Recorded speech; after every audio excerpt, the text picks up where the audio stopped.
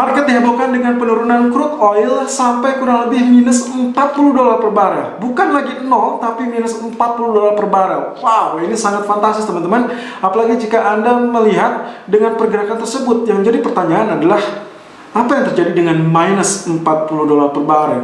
Kalau kita prediksikan atau kita perkirakan, jika saja Anda membeli suatu barang dengan harga tertentu, maka Anda harus membayar hal tersebut, lalu kemudian barulah Anda memiliki barang. Tapi dengan keadaan minus 40, saya rasa Anda bukan hanya membeli, tapi Anda akan diberi, lalu kemudian plusnya atau bonusnya adalah Anda juga mendapatkan uang. Wow, ini hal yang cukup mengagetkan, cukup aneh. Baru saja terjadi di kontrak bulan Mei untuk crude oil. Lalu pertanyaan yang menyelinap adalah, apakah kontrak bulan Juni juga akan terjadi penurunan yang sangat-sangat dalam? Banyak kekhawatiran terhadap hal tersebut, tapi kalau kita pikirkan secara logika, delivery atau barang yang di delivery itu tentunya tidak mungkin dalam kategori minus, ya. Apalagi untuk penyimpanan, storage tentunya membutuhkan biaya. Kalau memang ternyata kontrak lama sudah mengalami minus seperti tersebut, artinya mereka mengobral untuk mengosongkan storage, lalu kemudian mengisinya kembali dengan storage yang terbaru, dengan kontrak yang terbaru, dan melakukan pemangkasan kuota produksi tentunya di bulan Mei, sesuai kesepakatan OPEC Plus dan juga Rusia dalam hal ini. Tapi kurang lebih berita terbagusnya adalah Arab Saudi sudah melihat hal ini, lalu mereka berkoordinasi dengan OPEC bahwa mereka akan melakukan tindakan di luar kesepakatan yang sempat terjadi kemarin. Jadi kemungkinan akan dua tahap. Tahap pertama tentunya sesuai dengan kesepakatan, yaitu melakukan pemangkasan kuota produksi senilai 10 juta barel per day, kurang lebih dimulai di bulan Mei atau awal bulan Mei. Tapi dengan keadaan ini, Arab dan OPEC akan melakukan tindakan segera, artinya as soon as possible seperti yang disampaikan oleh mereka. Maka kemungkinan dalam hari-hari mendatang, setidaknya dalam 2 pekan mendatang, harap berhati-hati terutama untuk Anda yang pesimisme ataupun yang melakukan sell untuk crude oil, karena kemungkinan akan terjadi rebound, dan itu adalah kesempatan untuk Anda manfaatkan. Sebelum tentunya kaitannya dengan kebijakan OPEC dalam kurang lebih 2020 sampai 2022 mendatang. Lalu bagaimana dengan gold? Gold juga sempat mengalami penekanan sebagai indikasi dari adanya profit taking, lalu kemudian mengcover dari apa yang sempat terjadi lonjakan ataupun penurunan dari resentiment dalam hal ini bursa global. Tentunya bursa global terseret akibat turunnya saham-saham energi akibat harga minyak mentah, dan bahkan beberapa perusahaan banyak dilaporkan mengalami kebangkrutan. Well, of course, dengan outlook ini, bank sentral juga memiliki sisi penting di mana mereka tetap mengucurkan stimulus. Mereka sudah melihat dan coba mencegah untuk kemungkinan dampak krisis yang lebih dalam dari pandemi global ini, sehingga kemungkinan potensi tersebut stimulus kita masih akan tetap melihat potensi-potensi penambahan stimulus. Lalu juga yang terbaru adalah AS kemungkinan akan mengeluarkan paket stimulus tambahan yang menurut rencana kurang lebih di hari Kamis itu akan diumumkan. So ini adalah kesempatan untuk Anda. Penurunan di gold itu akan terjadi, kemungkinan menjadi areal yang sangat layak untuk Anda ikuti, karena dalam medium term emas sangat layak dan sangat suportif dari paket kebijakan QE ataupun kebijakan moneter lainnya. Ingat bahwa inflasi ataupun paket kebijakan moneter yang berhubungan dengan inflasi dan juga mencegah resesi itu adalah sumber bahan bakar yang cukup bagus untuk emas terutama. So ini adalah kesempatan untuk Anda. Kita lihat technical view untuk kali ini, karena saya menemukan pitching line yang muncul di dalam grafik daily chart. Tentunya jika ini muncul dalam daily chart, itu adalah price action Anda untuk menuju area rally berikutnya. Technical view 21 April 2020. Irfan untuk Agrodana.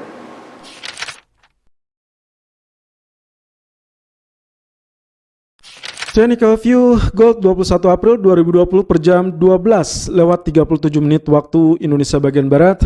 Running price kini berada di 1690.50, sementara area tertinggi adalah 1695.90 dan terendah 1685.90. Oke, kurang lebih dengan apa yang sempat kita ulas sebelumnya, bahwa area kenaikan kembali terjadi kemarin di tanggal 20 April 2020 dan berhasil menyentuh area 1701.90. Sangat dahsyat teman-teman, meskipun saya kecewa karena tidak menembus area 1703.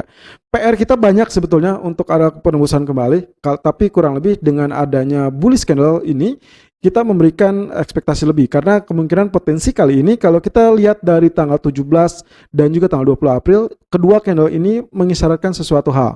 Oke, ini adalah bearish candle yang cukup panjang. Lalu kemarin di tanggal 20 April meskipun dia terjadi gap down, dibuka di area 1675 namun berhasil ditutup 1695.50 dengan area tertinggi 1701.90. Ini sebetulnya kalau kita padu padankan dengan candlestick di tanggal 17 April, dia sempat menyentuh atau sempat setidaknya sampai ke area 50% atau lebih dari 50% real body yang terjadi di tanggal 17 April tentunya.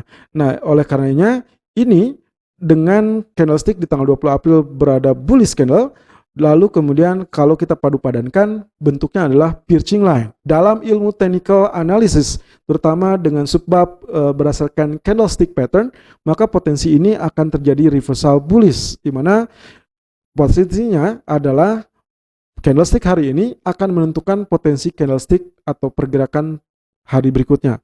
Artinya di hari Selasa ini kalau terjadi bullish candle kembali, artinya ini sudah terkonfirmasi dan piercing line itu berhasil dimanfaatkan oleh para buyer. Lalu kemudian di hari Rabu kemungkinan potensi bullish masih akan berlanjut. Jadi ini adalah sinyalmen. Ya, jadi dari tanggal 17 dan tanggal 20 April adalah sinyalmen, lalu kemudian confirmation-nya adalah di tanggal 21 April atau hari ini. Kalau yang hari ini ternyata bullish atau setidaknya dia ditutup di atas area candlestick atau di atas area high kemarin, maka kemungkinan potensinya ini akan terjadi bullish kembali di hari Rabunya. Tapi kalau misalkan hari ini ternyata bearish candle, let's say penurunan kembali terjadi lalu kemudian bearish, saya akan menjadi patokannya kurang lebih 2. Kalau ternyata cuman bentuk candlenya seperti ini, maka potensi di hari Rabu masih terbuka kemungkinan untuk potensi bullish. Tapi kalau dia ternyata big long bearish candle, otomatis piercing line itu dinyatakan gagal dan kemungkinan potensi penurunan yang akan terjadi. Of course, dengan bentuk seperti ini, yang harus diperhatikan selanjutnya adalah arah historical price lagi-lagi berada di 1697 sampai 1703. Ini adalah area-area yang cukup penting. Seperti kemarin yang sempat terjadi kurang lebih 1697 lalu kemudian 1701, berarti menandakan areal ini sangat-sangat sakti, sangat-sangat kuat. Lalu kemudian areal berikutnya PR selanjutnya adalah 23.6% di 1705.00, meskipun sebetulnya areal ini sedikit rentan. Tapi it's okay. Kali ini PR yang harus ditempuh untuk berhasil menjadi rally, lalu kemudian di esok harinya kemudian terjadi kembali, maka dia harus menembus atau setidaknya sampai di area 1705.00.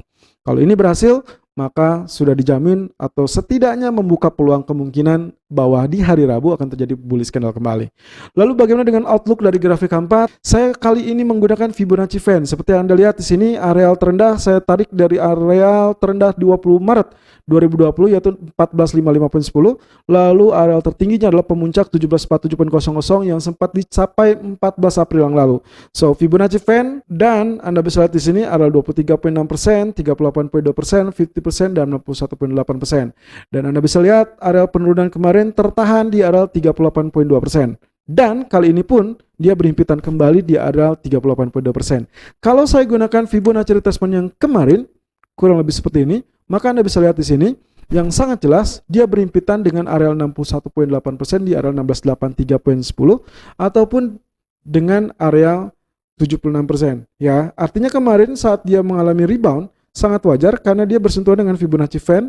Lalu kemudian kalau secara historical price ini adalah areal support kuat. Dan area kenaikan persis seperti apa yang kita sampaikan, 50% area di 1695 ataupun 1697 menahan laju kenaikan, dan itu adalah berhimpitan dengan area historical price seperti ini. Itulah sebabnya kalau Anda lihat dalam channel YouTube Agrono Futures Official untuk Forex, terutama untuk gold, saya memberikan suggestion untuk kurang lebih melakukan buy di area 1684 ataupun 1686. Inilah sebabnya kenapa saya melakukan buy di areal tersebut. So, silakan lakukan buy on dip di areal 1684.50 sampai 1686.50, di mana areal tersebut baru saja beberapa saat yang lalu sempat muncul dengan area terbang 1680.90. Target pertama adalah 1691.00, jadi saya rasa target tersebut sudah tercapai Dan target kedua tinggal menanti apakah tercapai 16.40 atau tidak. Dan tentunya jika itu ditembus, maka potensi 17.01 atau 17.03 kembali terbuka. Stop loss saya antisipasi di area 16.78, meskipun lagi-lagi saya ingatkan area tersebut adalah area ideal sebetulnya untuk kategori medium term untuk melakukan buy on dip. So, selalu gunakan stop loss dan risk management sesuai dengan equity dan strategi trading Anda. Irfan untuk Agrodana.